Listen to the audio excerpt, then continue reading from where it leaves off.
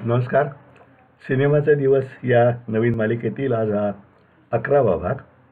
आपण साताराच्या शूटिंगचा वृत्तांत बघतोय. अ, कालच्या भागामध्ये मी सीमाताईंशी बोलणं झालं सांगितलं. मधून ते कधी रमेश देव नंतर शूटिंगलाच आले, पण त्यांचे फोन यायचे आणि अतिशय दोघंही पती पत्नी रमेश देव आणि सीमाजी अतिशय वागायला सज्जन माणसे. रमेश देव व्यवहारी आहेत थोडे, पण वागायला माणूस केला अतिशय सरळ माणूस. आणि सीमाताईन तर कुठलाही अभिनिवेश नाही, म्हणजे ज्याला आपण म्हणू आढ्यता अशी अजिबात नाही, अतिशय साधं वागणं. असो तर त्या फोननंतर पुढे वृत्तांत चालू करू. रात्री 10च्या सुमारास दारावरची बेल वाजवायला मला वाटले यावेळेला म्हणजे बहुतेक अशोक पाटीलच असणार. तो अंदाज बरोबर निघाला. रॉ स्टॉकचे डबे न्यायला तो आला होता. ते घेताना अपेक्षेप्रमाणे त्याची मागणी होतीच. नाही, पैशाची नव्हती, कारण ते वेळच्या वेळी मी देत होतोच. मागणी होती ती वेगळीच. सिनेमात अजिंक्य देव व निवेदिता रायफल शूटिंगचे पैल लावतात वगैरे एक सीन होता. तो सीन परवा करणार होते आणि त्यासाठी अशोक मला सांगत होता, साहेब उद्या संध्याकाळपर्यंत 4-5 बंदुका लागतील. फाईट मास्टर अकबर शरीफ उद्या येतील, त्यामुळे रायफलींचा सीन व त्यानंतर कड्यावरून निवेदिता पडता अजिंक्यला वाचवतो हा सीनसुद्धा ते परवा घेणार आहेत. तेव्हा उद्यापर्यंत तेवढ्या बंदुकांचे बघून ते आणून ठेवा. मी जरा उडालोच. त्याला म्हटलं, अरे बरं बंदुकाच सांगतोयस, तोफा आणि रणगाडा नाही ही मेहरबानीच आहे. कारण हे सिनेमाचं तंत्र मलाही नवीनच होतं. प्रोडक्शन मॅनेजरचे कामच रिंग मास्टरचे असते.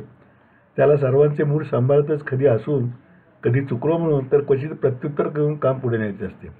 अशोकने चेहरा मखटत उत्तर दिले, फाईट मास्टर फक्त बंदुकाच म्हणाले. त्यांनी सांगितले असते तर मग तोफा आणि रणगाडासुद्धा मागितला असता. त्याच्या चपखल उत्तराने माझा चढलेला पारा खाली आला हे मात्र खरे. रायफलचा आणि माझा संबंध कॉलेजच्या NCAत आला होता तेवढाच. आणि सातारा कोल्हापूरसारखे शिकारी वगैरे ते शौकीन गाव नसल्याने या रायफल कशा गोळा करायच्या आणि त्याही एका दिवसाचा प्रश्नच होता. विचार करताना मला माझे ज्येष्ठ स्नेही काही गोविंदराव नाईक यांच्या घरी 2 रायफल पाहिल्याचे आठवले. त्यांच्या हॉलमध्ये त्या 2 रायफल लावले असे, रिकामे असायचे. सकाळी उठल्यावर त्यांचा मुलगा अशोक नाईकला फोन केला. तो म्हणाला, आपल्याकडे 2 रायफल आहेत, एक 12 बोअरची आणि एक डबल बॅरल, तुम्हाला कोणती पाठवू? आता आली का पंचायत? हे त्यांचे वेगळे प्रकार मला माहीत नव्हते आणि अकबर शरीफला कोणत्या 2 रायफल हे त्याने कोठे सांगितले होते. शेवटी रामायणातील हनुमंताची गोष्ट आठवली. लक्ष्मणाला शक्ती लागल्यावर हनुमंताला संजीवनी आल्यावर रामाने पाठवले, पण त्याला संजीवनी कोणती हेच कळेना म्हणल्यावर त्याने पूर्ण द्रोणागिनी पर्वतच उचलून आणला होता. तसे कोणती रायफल हे माहीत नाही, तर 5-6 रायफल्स गोळा करून ठेवूया, म्हणजे ताप नको असा विचार केला. अशोक नाईकला म्हटलं, तू दोन्ही पाठवच, आणखी कोणाकडे असतील त्याने जाऊन ताही पिजाण, कारण एकूण 5-7 रायफल्स तरी पाहिजेत. सातारकरांचे किती मनापासून ते सहकार्य आहे याचे प्रत्यंत आलं आहे. एकाने दुसऱ्याने तिसऱ्याला असंग दुपारपर्यंत एक एक करत वेगळ्या 10 रायफल्स माझ्या घरी येऊन पोचल्या. त्यातील एक रायफल आली तेव्हा आमचे वडील भाऊकाका नेमके बाहेरच्याच हॉलमध्ये होते. त्यांना कळेना ही भानगड काय आहे. आपले चिरंजीव सिनेमा काढता काढता हे काय करायला लागले. पण गेल्या 5-6 दिवसात तिकडे शूटिंग चालू असले तरी मी घरीच किंवा इन्कम टॅक्स ऑफिसमध्ये असतो. सिनेमामुळे माझे कामाचे रुटीन बदलले नाही हे पाहून त्यांचा पूर्वीचा राग थोडा निवळला होता. त्यांना कारण सांगून आतला रायफलींचा ढीग दाखवला. त्यानेही न कळत हसायला आले. सर्वांनी प्रेमाने रायफल्स दिल्या होत्या. फक्त एकच सांगितले होते की 4 दिवसांनी खंडेनवमी आहे. आम्ही घटस्थापनेला मुहूर्त केला होता आणि हे 4था-5वा दिवस होता, त्यामुळे खंडेनवमी आलीच तोंडावरती. 4 दिवसांनी खंडेनवमी आहे, तेव्हा पूजेसाठी ती आदल्या दिवशी आठवणीने पोस्ती करा.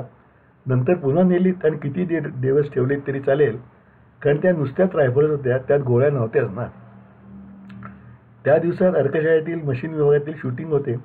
तेथेही सेक्रेटरी श्री लिमे व सर्व कामगारांनी उत्तम सहकार्य दिले.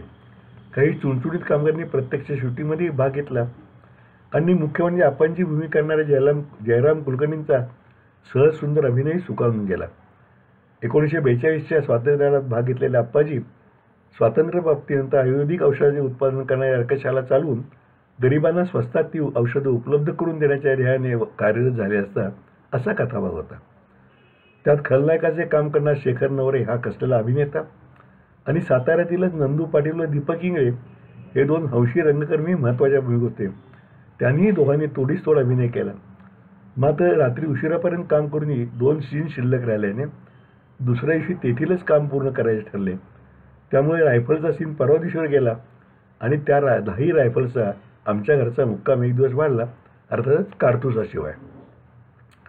त्याच दिवशी म्हणजे 10 तारखेला मुंबईमध्ये मराठी चित्रपट महामंडळाने आपल्या मागण्यासाठी सर्व सिने व्यावसायिकांचा महाराष्ट्रात बंद जाहीर केला. ती बातमी समजेपर्यंत त्या दिवशीचे शूटिंग संपले होते. बंद दरम्यान सर्व शूटिंग जी बंद ठेवायची होती. रात्री मी, पितांबर, बलदेव आणि अशोक पाटील अशी आम्ही मीटिंग केली. शूटिंग बंद केले तर सर्व शेड्यूल फिसकटणार होते. शिवाय आपण मुंबईत शूटिंग करत असून इकडे लांब साताऱ्यात करतोय, तेव्हा कोणाला कशाला करते अशी चर्चा करून आम्ही रेटून शूटिंग चालू ठेवण्यास ठरवले. त्याप्रमाणे दुसऱ्या दिवशी दुपारपर्यंत अर्कशातले राहिले काम करायचे व संध्याकाळी हॉटेलचा एक सीन होता, तो रजताची सहसंस्था गुलबहार हॉटेलमध्ये करायचा निर्णय घेतला. त्या सीनमध्ये हॉटेलचे वातावरण दिसावे म्हणून काही मित्रांना सपत्नीक उत्तम पोशाख करून संध्याकाळी बरोबर 6 वाजता गुलबहारवर या म्हणून कळवले. त्यात मान्यवर डॉक्टर, वकील, उद्योगाचे 10 जण होते. रजताजीच्या शानभाग कुटुंबाचे सर्व सहकार्य होते. प्रत्येकाला सकाळी अर्कशातील शूटिंग सुरू झालं आणि थोड्याच वेळात लाईट गेले. चौकशी केली तर मेजर लाईन फॉल्ट आहे समजले. शूटिंगचे जे हेवी लाईट असतात ते साध्या छोट्या जनरेटरवर चालू शकत नाहीत. त्यासाठी मोठी खास शूटिंगसाठी जनरेटर व्हॅन मिळते, पण ती एक आम्ही काय आणली नव्हती. बरं, आयत्या वेळी दुसऱ्या ओकेजनवर वेगळे सीन करायचे तर ते कलाकार नव्हते. एकच पर्याय होता, म्हणजे लाईट येण्याची वाट बघत बसणे आणि ते लवकर यावेत म्हणून MSCBत अशोक पाटीलांना खटपटीसाठी रवाना करणे. ते दोन्ही करून मग सर्व युनिटला अर्कशाचे संपूर्ण कामकाज दाखवण्याचे आणि माहिती देण्यास सत्कार्य लिमा यांनी पूर्ण केले. नाहीतरी त्या सर्वांनाही माहिती मिळायचा योग केव्हा येणार होता. लाईटची वाट पाहून लंच ब्रेकही झाला, जेवणही उरकली आणि मग एकदा लाईटने कृपादृष्टी केल्यावर शूटिंग सुरू झाले. तोपर्यंत 3 वाजले ते आणि ते पूर्ण होऊन शिफ्टिंग करून गुलबारला निघणेपर्यंत संध्याकाळ संपून रात्रीचे 8 वाजले होते. मी 5:30 वाजता ते जाऊन थांबलो होतो. पितांबरला फोन करून विचारत होतो, मग प्रत्येक वेळी तो 15 मिनिटात काम संपेला सांगतोय. मी इकडे आलेल्या मित्रांना शूटिंगला वेळ कसा लागतो, लाईटचा घोटाळा झाला वगैरे सांगून चहा कॉफी देत थोपून धरत होतो. शेवटी 7-7:30ला त्यातील काही जण कंटाळून म्हणाले, आम्ही आता जातो आणि तासा-दीड तासाने परत येतो. तर काही थांबले. प्रत्यक्षात लाईटिंग, सेट अरेंजमेंट शूटिंग सुरू व्हायला 8:30 वाजले. तोपर्यंत गेलेली मंडळी परत येऊन सहभागी झाली. एकच सीन, पण त्याचे 10-12 वेगळे शॉट्स असल्याने तो पूर्ण व्हायला मध्यरात्र झाली. दुसऱ्या दिवशी रायफल शूटिंगची स्पर्धा आणि त्यानंतर रागावलेली नायिका कड्यावरून परतन नायक तिला वाचवत असा मोठा सीन होता. त्यासाठी पितांबरने लोकेशन निवडले होते तेही असे आडवणीच होते. साताऱ्याच्या पश्चिमेला 2 मैलावर डोंगरावर यवतेश्वर म्हणून शंकराचे स्थान आहे. त्याच्यावर मोठे पठार आहे, त्याला बांडा म्हणतात. तेथे ते शूटिंग ठरले. म्हणजे गाडी खाली उभी करून पायवाटीने जवळजवळ 1.5 मैल डोंगर तुडवीत चढावर जायला लागणार होते. कॅमेरा, ट्रॉली, मोठमोठे रिफ्लेक्टर्स वर नेताना युनिटची दमछाक झाली आणि नंतर अजिंक्य देव, निवेदिता आणि बरोबरच्या कॉलेजच्या मुलांची सुद्धा. पण तरीही सर्व कसरत करून सकाळी 9 वाजता पहिला शॉट झाला. अकबर शरीफ मूळचा फायटर स्टंटमन म्हणून काम करणारा, पण पुढे हुशारीने स्वतःच फाईट मास्टर झालेला. दिसायला किरकोळ पण हुंदरी आणि बोलायलाही अतिशय मृदू. तो आणि त्याचे 2 असिस्टंट यांनी कड्याच्या बाजूला कॅमेऱ्याच्या फ्रेममध्ये येणार नाही अशा काठ्यावर दोरला झुला तयार केला होता. कारण कड्यावरून खाली पडण्याशिवाय निवेदिताला कोणताही धोका होता कामा नये. शूटिंग स्पर्धेचा सीन करण्यासाठी बंदुकीत गोळी घालण्याची आवश्यकता नव्हती. विशिष्ट यांत्रिक करामध्ये ज्या बाटल्या उडवायचे दृश्य होते त्या उडवल्या जाणार होते. पडद्यावर बंदुकीचा ताप दाबला आणि गोळीने बाटली फुटली एवढे दिसणार होते आणि प्रत्यक्षात तसे नंतर दिसले सुद्धा. मी इन्कम टॅक्सचे काम संपवून दुपारी गेलो, पण ऊन आणि तोच खडा चढ होऊन प्रत्यक्ष स्पॉटवर न जाताच खालनंच परतलो. मला ठरवले की पितांबरला सांगायचे की बाबा लोकेशन सुलभ निवडत जा, नाहीतर ते जाईपर्यंत कलाकार युनिटचा घाम निघायचा. खरं तर मलाही तो हो म्हणेल, पण त्याला सिनेमासाठी योग्य वाटेल तेच केलेले माहीत होते. अकबर शरीफने कड्याचा सीन कौशल्याने घेतला, कारण सूर्यास्तामुळे प्रकाश कमी होण्यापूर्वी तो पूर्ण होणे आवश्यक होते. अन्यथा पुन्हा ती सगळी सर्कस दुसऱ्या दिवशी वर न्यायला लागली असते. ते दोन्ही सीन करून मंडळी खाली आली. निवेदिता दिवसभरातील धावपळ आणि ती कडक उन्हातील यामुळे प्रचंड दमली होती. दुसऱ्या दिवशी तिचा सकाळी मोटरसायकल चालवण्याचा सीन होता. तिने कधीच मोटरसायकल चालवली होती, त्यामुळे तिलाही त्याचे थोडे टेन्शन होते. अकबरने तिला सीन कसा येणार समजावून दिलासा देण्याचा प्रयत्न केला. मराठी, हिंदी अशा देशगुजीर भाषेत आणि अजून इंग्रजी शब्द असे त्याचे निरूपण चालू होते अकबर शरीफचं. मैडम, तुम बिल्कुल फिक्र करने का नहीं. मोटरसाइकिल पर तुम खाली बैठो, फिर किक मारने का एक्शन करो. मेरा असिस्टेंट ऑफ स्क्रीन किक मार के स्टार्ट करेगा. फिर आहिस्ता क्लच छोड़ने का और एक्सीलेटर खींचने का तुम सिर्फ एक्शन करो. हम अगले शॉक अफसरों को रस्सी बांध के आहिस्ता पुल करेंगे. मोटरसाइकिल फ्रेम में सिर्फ चलती और तुम चलाती दिखेगी. फिर तुम उतर जाओ और हमारा ये लड़का बिल्कुल तुम्हारा जैसा जीन टॉप ब्रेस किएला है, उसको हम तुम्हारे हेयर स्टाइल का विग तैयार करके लाया. वो विग पहनेगा और गाड़ी भगाएगा. सब कसरत करेगा. फास्ट जंप, पिछले व्हील पे चला के आगे का व्हील उछालना, स्टेप्स क्लाइंबिंग, सब वो करेगा. फिर तुम्हारे कुछ शॉट्स खड़ी गाड़ी पे चलाने के एक्शन करते हुए लेंगे. वो एडिटिंग में इंसर्ट करेंगे. देखने वालों को बिल्कुल पता नहीं चलेगा. तुम बिल्कुल टेन्शन लेणे का नाही मॅडम.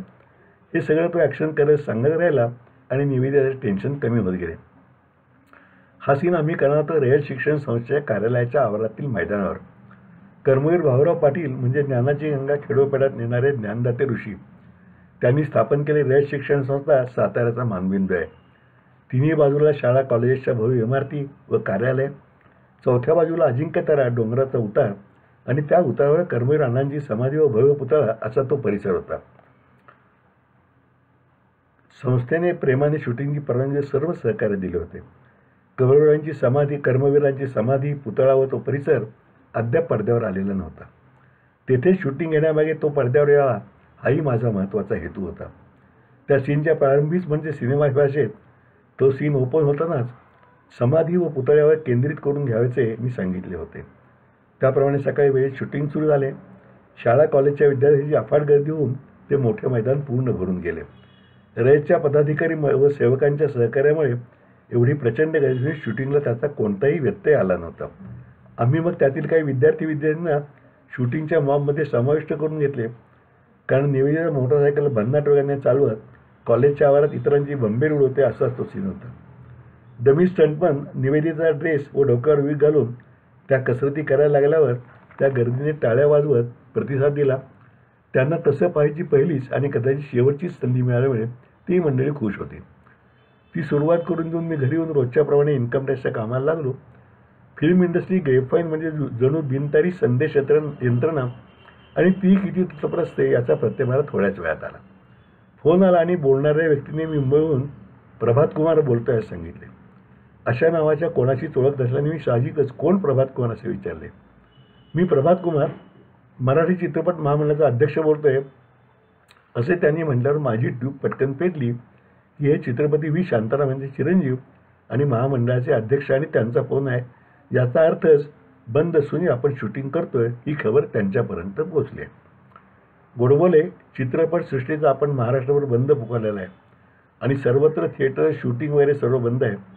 तरीही तुम्ही शूटिंग करताय हे समजले म्हणून फोन केला आहे. तुम्ही असे कसे काय करताय? ताबडतोब शूटिंग बंद करून टाका ते सांगतोय.